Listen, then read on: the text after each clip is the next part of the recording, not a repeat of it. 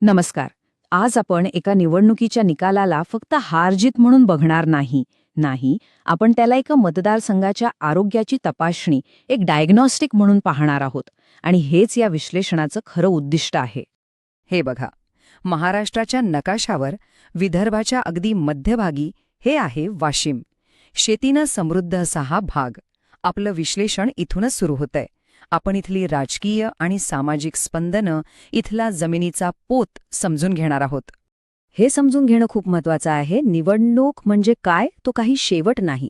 ते एक निदान आहे, एक डायग्नॉस्टिक.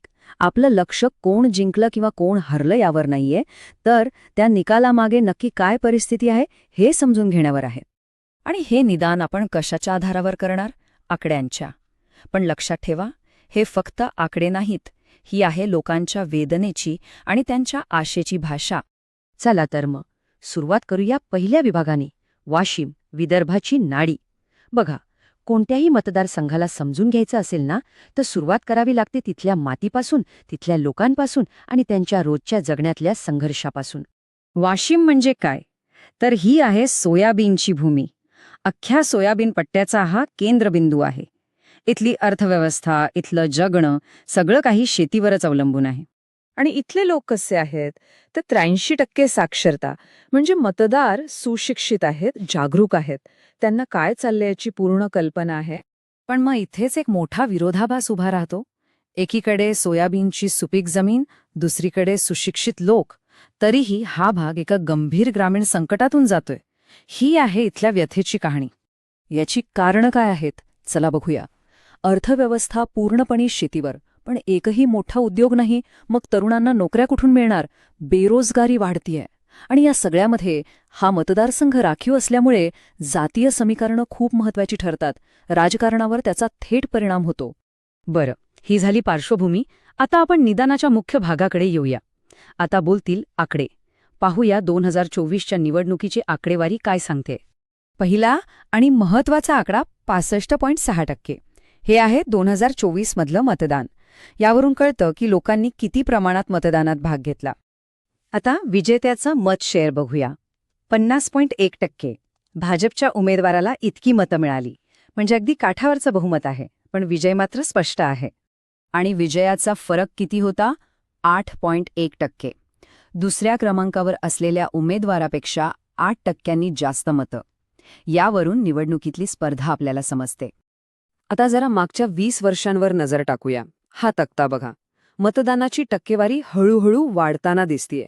म्हणजे लोकांचा सहभाग वाढतोय. पण खरी गोष्ट मतांच्या टक्केवारीत आहे. 2009 पासून भाजपची पकड मजबूत होत गेली, पण 2014कडे लक्ष द्या. विजयाचा फरक होता फक्त 2.4%. अगदी थोडक्यात. म्हणजे या सगळ्या चढ उतारांमधून आपल्याला मतदारांचा मूड आणि त्यांच्या अपेक्षा कशा बदलत गेल्या हे स्पष्ट दिसतं. पण थांबा, या सगळ्या आकड्यांच्या खेळात एक गोष्ट विसरून चालणार नाही. आपलं संविधान आपल्याला एक जबाबदारी देतं. ती म्हणजे सार्वजनिक चर्चा ही माहितीपूर्ण आणि जबाबदारीने झाली पाहिजे. कारण प्रत्येक आकड्यामागे एक माणूस आहे आणि प्रत्येक नागरिकाच्या प्रतिष्ठेचं रक्षण झालं पाहिजे.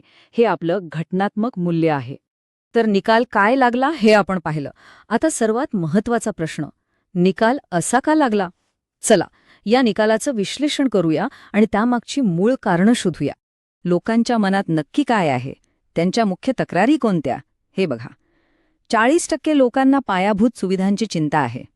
त्यानंतर 30% कृषी संकट आणि 20% रोजगार. हे आहेत लोकांचे खरे प्राधान्यक्रम. आणि ह्या फक्त तक्रारी नाहीत, हे लोकांच्या रोजच्या जगण्यातले अडथळे आहेत. विचार करा, दिवसाचे 12-12 तास वीज नाहीये, रस्ते खराब आहेत, शेतात सोयाबीन पिकतंय, पण त्यावर प्रक्रिया करायला स्थानिक उद्योगच नाही, आणि नोकरीसाठी मुलांना शहरात पाठवण्याशिवाय पर्याय नाही. हे आहे तिथलं वास्तव. आता जरा भूतकाळात डोकावून पाहूया. मागच्या काही वर्षांमध्ये इथले राजकीय प्रवाह कसे बदलले आहेत ते समजून घेऊया. ही टाईमलाईन बघा. 2004 मध्ये इथे काँग्रेस होती. 2009 मध्ये भाजपने मोठा विजय मिळवला. 16% फरक होता. पण 2014 मध्ये तोच फरक फक्त 2.5%वर आला. मग 2019 आणि 2024मध्ये भाजपने आपली पकड पुन्हा घट्ट केली. म्हणजे ही जागा काँग्रेसकडून भाजपचा गड बनण्यापर्यंतचा प्रवास आहे. पण त्यातही हे जे चढ उतार आहेत ना, ते खूप काही सांगून जातात. ठीक आहे.